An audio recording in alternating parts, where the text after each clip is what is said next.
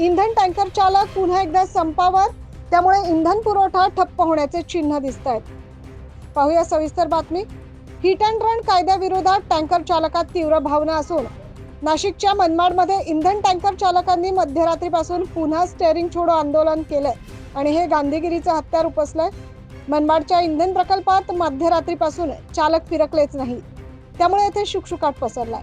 तर सकाळपासून Bharat petroleum, Hindustan petroleum व इंडियन ऑइल प्रकल्पातून एकही इंधन टँकर भरून बाहेर पडलेला नाही.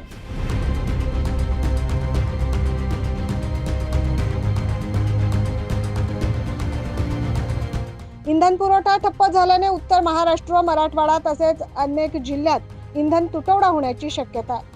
दरम्यान या संपाची कुठल्याही वाहतूक संघटनेने अधिकृत जबाबदारी स्वीकारली नाही. प्रशासन आता काय भूमिका घेत आहे याकडे सर्वांचंच लक्ष आहे.